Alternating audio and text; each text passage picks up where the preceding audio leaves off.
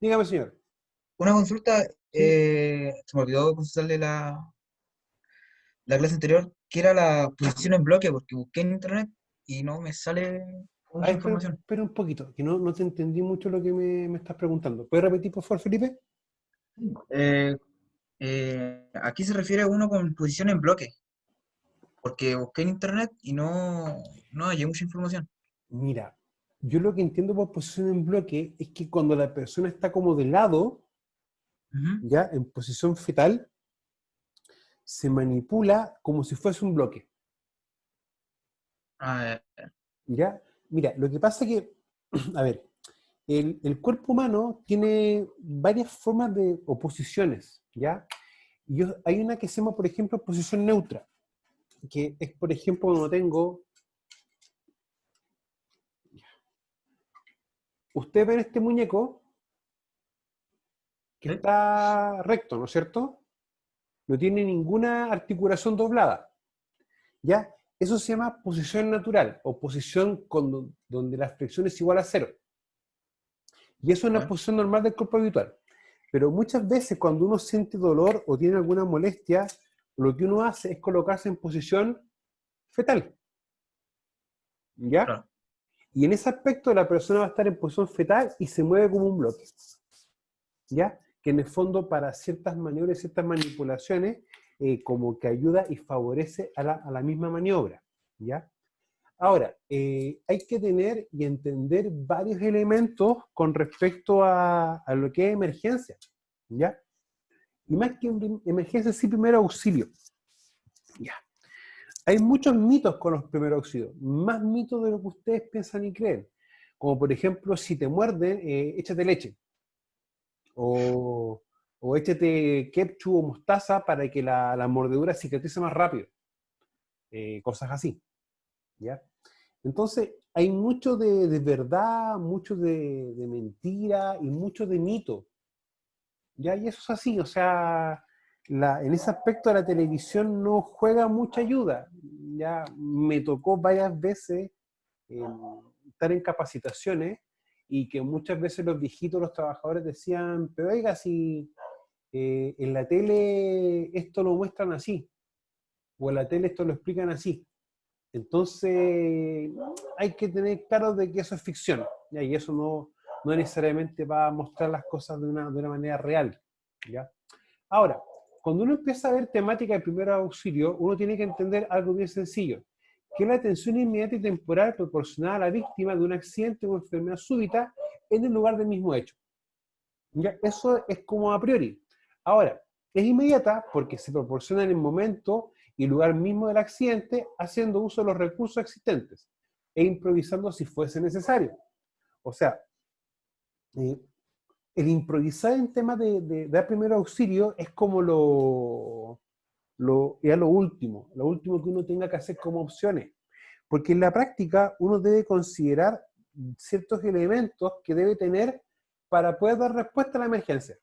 Y eso va a ser así siempre. Y elementos como en primera instancia un botiquín. Ya, un botiquín que es lo que tenemos más o menos visto acá al final de la presentación. ¿Ya? El famoso botiquín de primeros auxilios. Y si uno empieza a ver los contenidos, dice material de curación, gas estéril, por favor, gas estéril no adherente. Esa es la que uno se coloca cuando sufre un corte o una rasmilladura y no queda pegada en la piel. Después un quilombo retirar gasa cuando está adherida, producto cuando la sangre se seca.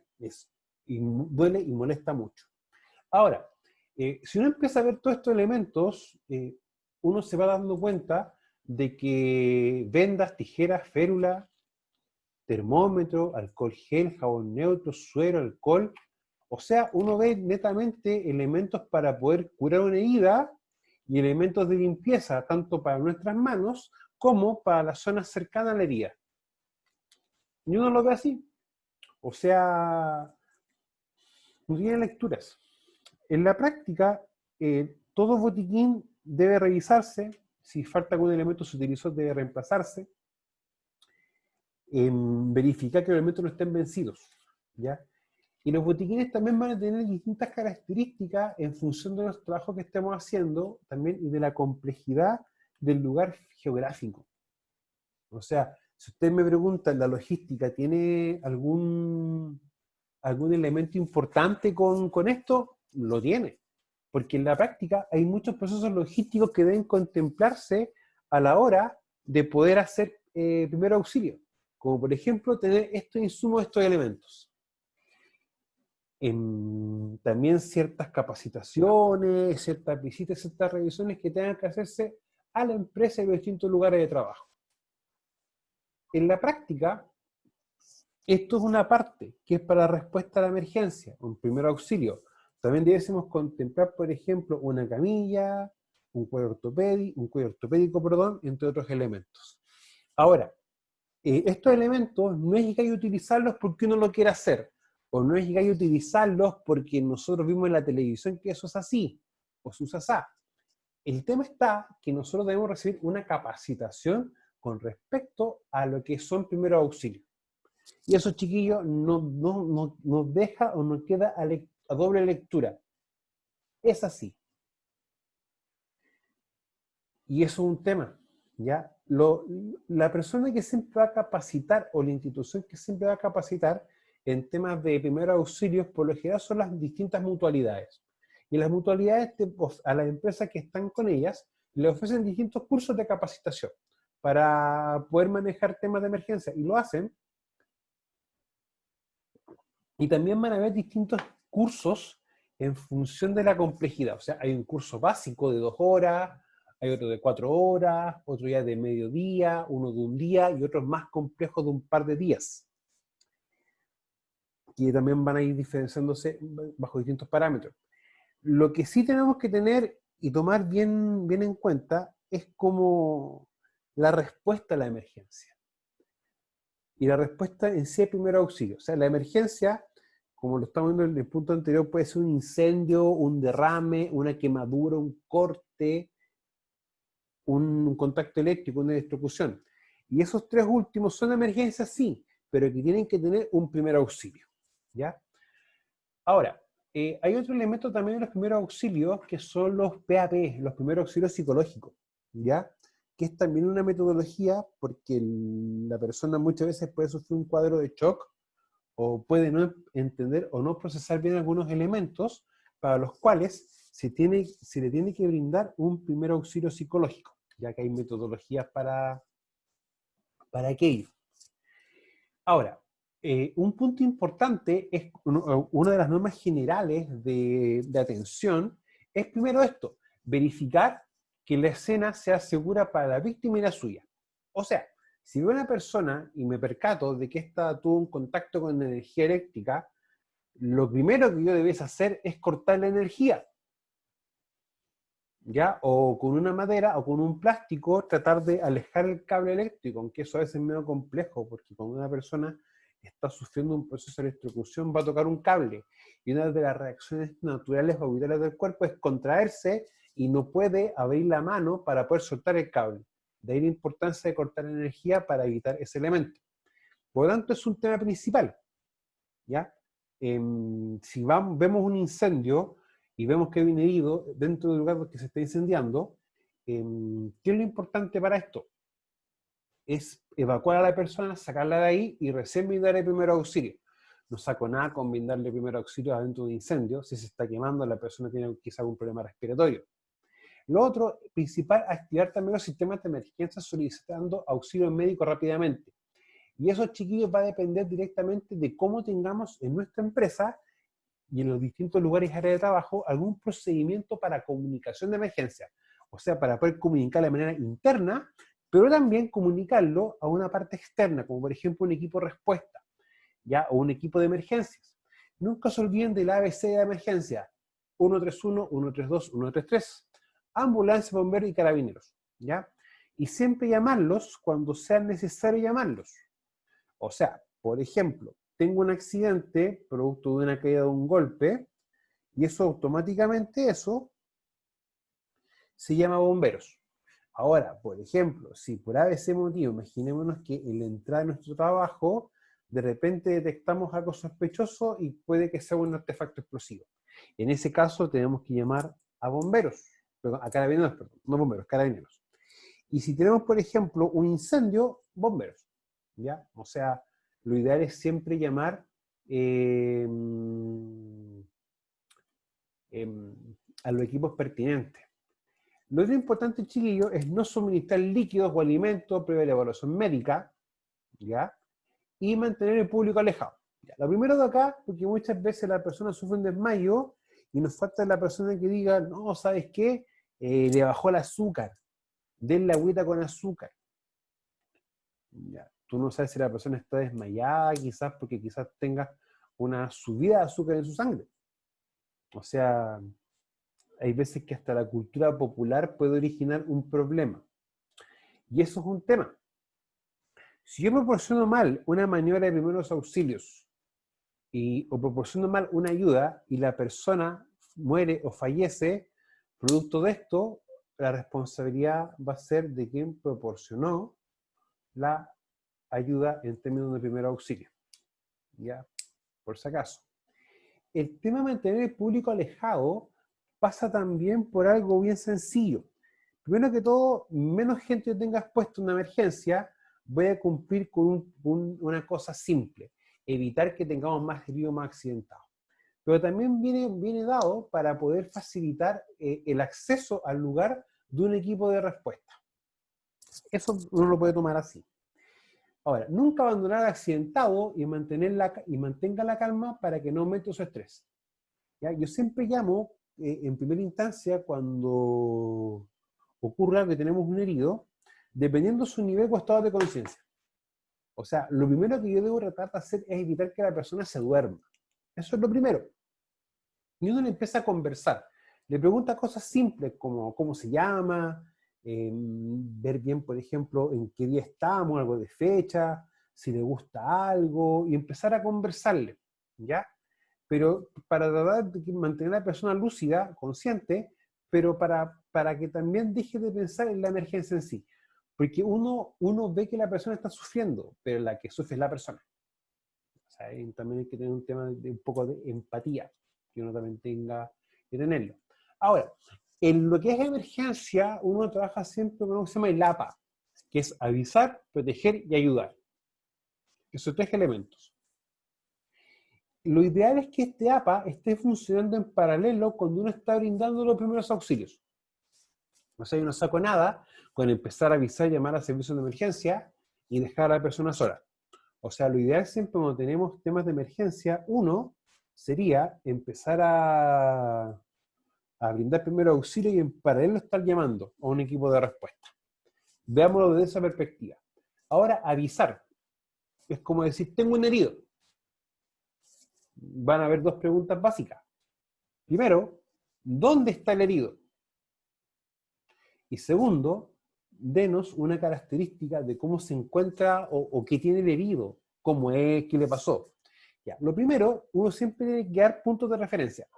Porque lamentablemente nosotros vamos a dar por sentado de que si estamos llamando a una persona para que haga un rescate, la persona da que conoce todo. No, eso no es así. No hay que dar por sentado ciertos hechos.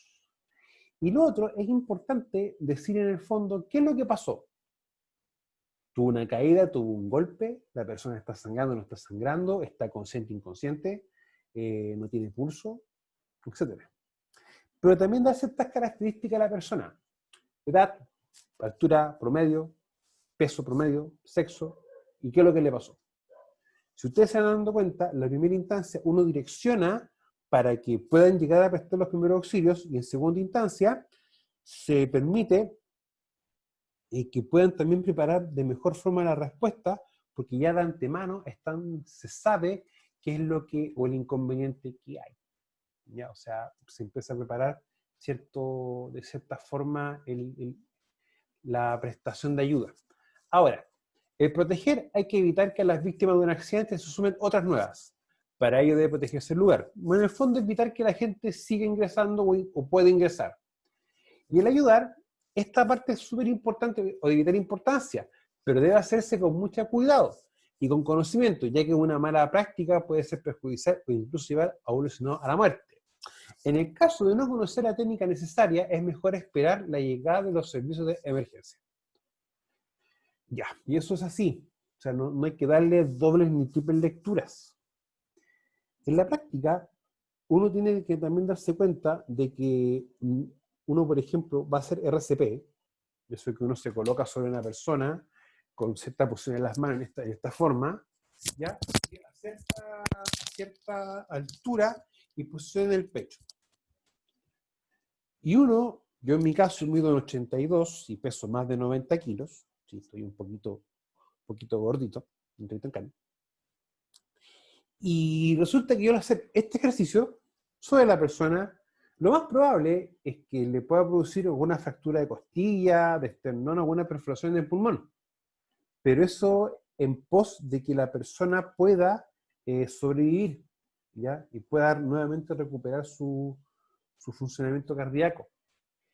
Yo siempre llamo a cuando nos capaciten en esto, no tomarlo a la ligera, ya no tomarlo como chacota, y tomarlo como herramientas o elementos de que nos puede servir no solo en el ámbito laboral, sino también en el ámbito hogareño. Ya, y aquí nos vamos a meter en un momento. La cantidad de accidentes o emergencias que ocurren en las casas, en la práctica, llegan a ser en mayor cantidad y en mayor intensidad que los accidentes y las emergencias ocurridas en los lugares de trabajo. Y esos chiquillos no tiene otra lectura.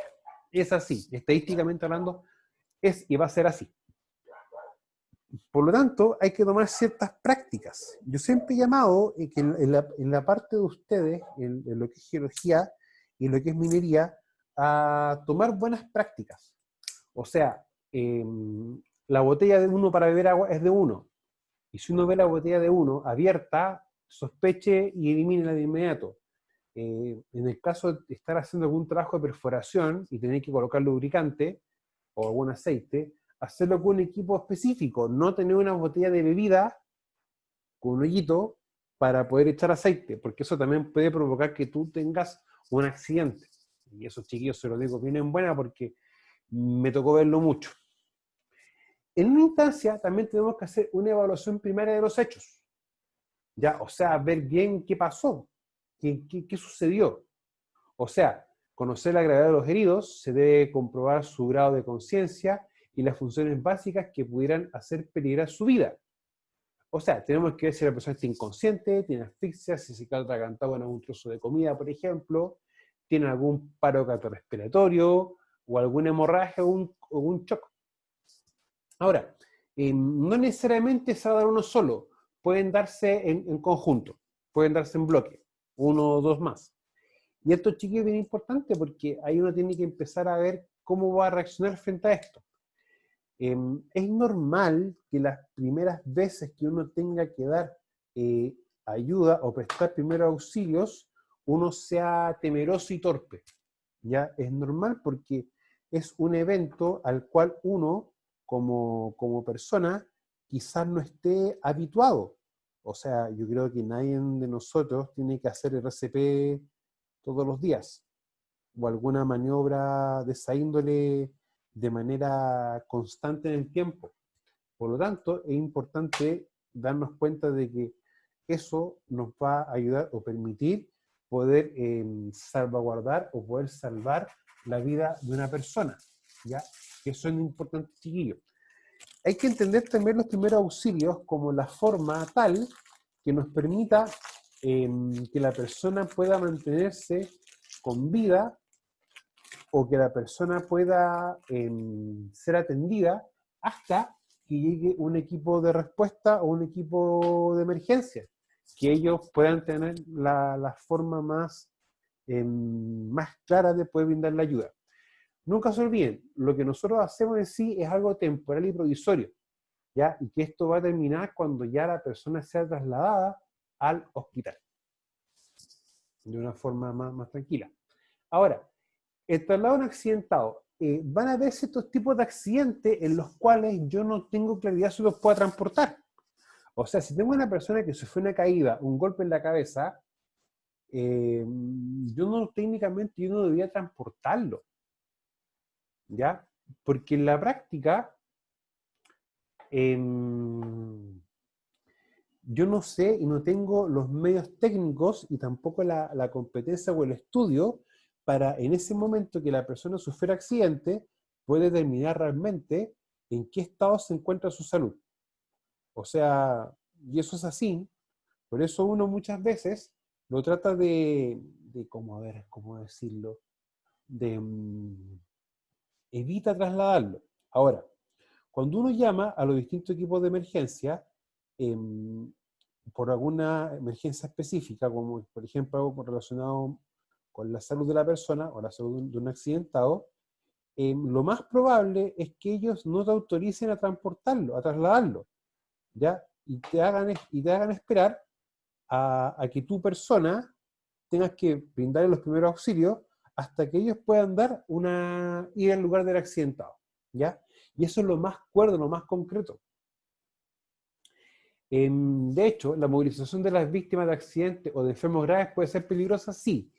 Y yo no estoy diciendo de que sea peligrosa porque sí, sino que nosotros no tenemos muchas veces el estudio y tampoco el manejo de todas las técnicas adecuadas a la hora de que ocurra una emergencia.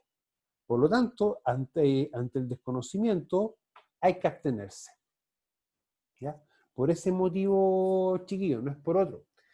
Y eso a veces es complejo, porque en la práctica nosotros somos humanos, somos personas.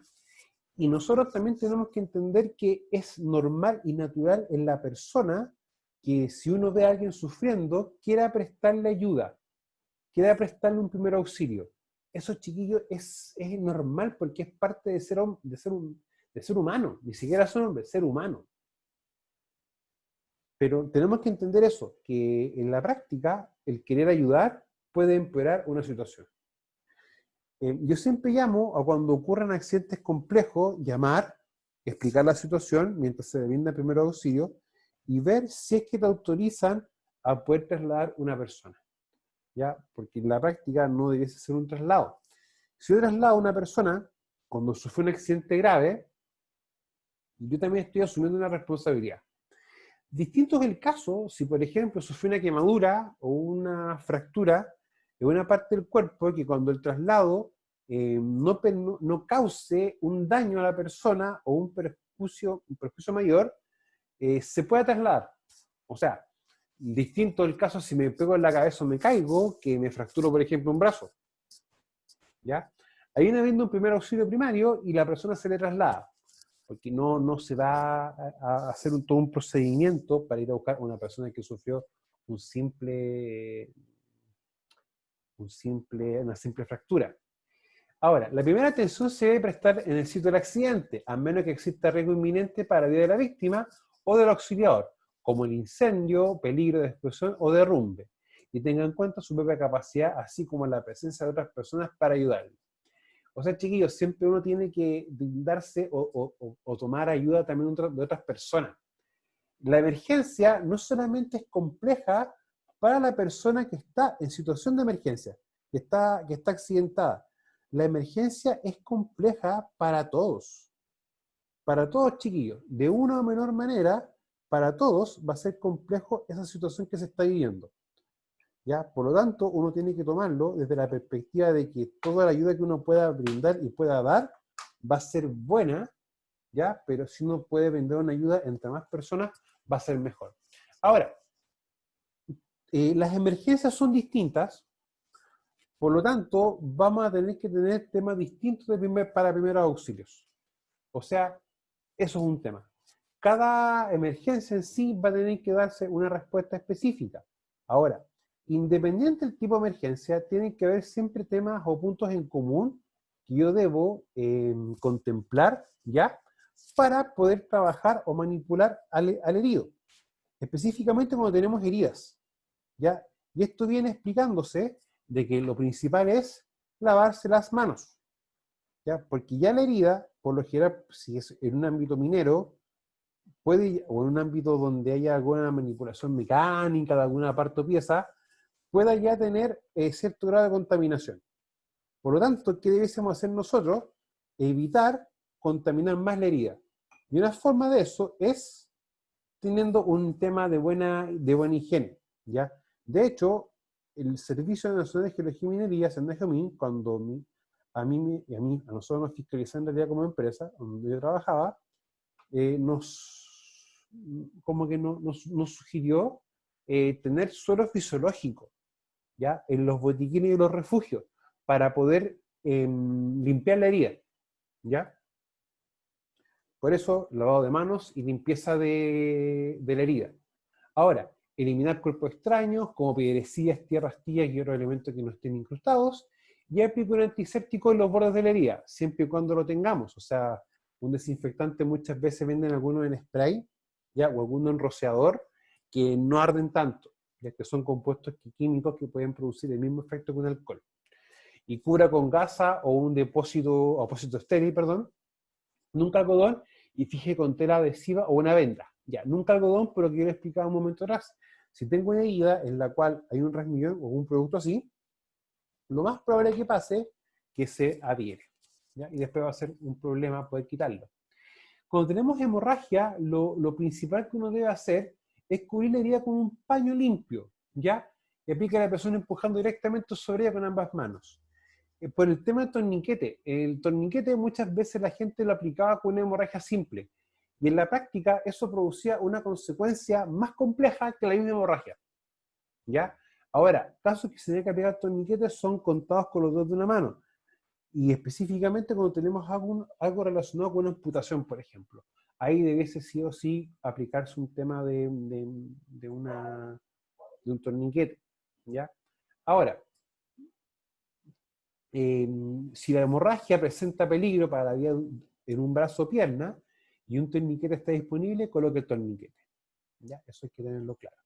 Ahora, la hemorragia en sí, chiquillo, hay que entender cómo se puede originar. O sea, sufre un corte grande, un corte pequeño, mediano, ¿ya? O algún cuerpo metálico se enterró en el cuerpo, o producto de un golpe con algún elemento metálico igual, que son como las formas en las cuales se puede producir, por ejemplo, una hemorragia. Y eso es un tema, o sea, cuando una persona está sufriendo hemorragia, lo primordial también es que evitar que ésta pierda conciencia. Por eso es importante el estarle hablando de manera continua, ¿ya? En contusión de golpe, lo que uno siempre tiene que privilegiar en muchos aspectos es que la inflamación o el hematoma empieza a bajar. Y para eso, ¿qué es lo que uno hace? Por ejemplo, aplica hielo, ¿ya? Pero no hielo directo. O sea, la idea de esto, por ejemplo, es tomar esos cold pads, esos que son una especie como de gel, que se colocan en el freezer, y envolverlo en un paño limpio o en una toalla de papel, irlo colocando en la herida, ¿ya? Para que la persona pueda bajar un poco la sensación de inflamación. Eso también es un tema. Ahora, en caso de herida, lavar con agua corriente, extremidad retira objetos como anillos, pulseras, etc. Y acá, chiquillos, nosotros tenemos que darnos cuenta de lo que son anillos, pulseras y otras cosas. Hay reglas básicas en temas de seguridad, como no usar relojes, ¿ya? No usar alguna pulsera, anillos, nada que pueda producir un atrapamiento, por ejemplo, como aros, collares, y en el caso de que tengan pelo largo, un moñito, una cola, y esa cola colocarla entre el cuello y la camisa, ¿ya? Para evitar que esto pueda sufrir un atrapamiento y tener una consecuencia peor. Y yo siempre lo he dicho así, incluso cuando uno manipula sustancias químicas, uno tiene que estar preparando alguna solución ácida, algún elemento así, evitar utilizar estos elementos, porque si por ejemplo los quemamos nuestra mano o nos cae alguna sustancia compleja, vamos a tener problemas. Y ahí va a ser más compleja la solución que el problema, ya por si acaso, para que lo tengamos en mente. Cuando una persona sufrió un golpe en su cabeza y queda inconsciente, pero logra despertar, hay que evitar que se mueva de manera brusca, ya para no producir algún problema mayor. Ahí tenemos un tema con eso, o sea, hay que privilegiar aquello. Si la persona quedó consciente igual o se despertó, igual hay que llevarlo a un centro asistencial para que pueda ser revisado, ya porque de verdad a veces es más complejo un tema, porque nosotros en el momento del accidente no tenemos los medios ni técnicos, ni las competencias, ni los conocimientos para poder determinar si la persona sufrió o no algún elemento. ¿Ya? Las quemaduras hay que tener cuidado, sí. Básicamente en el origen de la quemadura, porque tenemos calor, sustancias químicas o descarga eléctrica. Y también tenemos frío. O sea, hay quemaduras por hielo, por contacto con hielo. Y aquí tenemos que también tener como ese cuidado. Porque en la práctica, el tipo de quemadura me va a decir también cómo yo debo tratarla. Por lo general, las quemaduras eléctricas, perdón, las quemaduras por calor y sustancias químicas, son las que se dan más en el ámbito de trabajo, en el ámbito laboral. El contacto con la energía eléctrica y las quemaduras que se pueden producir por contacto con hielo existen, sí, pero no son tan habituales, ¿ya? Lo importante de esto, cuando es calor o contacto con una superficie caliente, es el tema de poder aplicar o enfriar la herida. Y eso en ese caso es agua, ¿ya? Y con sustancias químicas va a depender de la sustancia química. O sea, lo primordial, por ejemplo, es revisar la hoja de datos de seguridad, la famosa HDS, ya que permita o que permite ver bien cómo poder controlar una emergencia o parte de esta emergencia en específico. Ya. Chiquillos, a ver. Chiquillos, ¿ustedes tienen alguna pregunta sobre lo que hemos estado viendo? ¿O algo que les pueda complementar, chiquillos? No, yo hasta el momento no. Tenía una duda con el torniquete, pero la busqué y la encontré. Yo no, Ya. no hay ninguna. Ya, pero ojo con los torniquetes. No nos olvidemos de que en el caso de amputaciones tiene que aplicarse el torniquete, ¿ya? Ahora, ¿qué pasa, por ejemplo, si a nosotros se nos corta o se nos amputa un dedo o la mano? En ese caso, bueno, hay que hacer un torniquete, por ejemplo, si en el caso de la mano, un torniquete en el brazo, ¿ya? Y la mano debe limpiarse, colocarse en una bolsa lo más limpia posible, o una bolsa Ziploc, y llevarla junto con la persona al centro asistencial para que puedan hacer las respectivas maniobras, ¿ya? Ahora, chiquillos, yo siempre les invito a leer un poco, a investigar un poco, y si tienen la oportunidad de ser capacitados, aprovechar las capacitaciones, chiquillos, porque de verdad es la mejor fuente o forma de poder ver cómo actuar para las distintas emergencias. Ya, porque de verdad, chiquillos, o sea, eso es un tema, o sea, no es algo menor. Chiquillos, ¿alguna otra consulta que ustedes puedan tener? Por favor.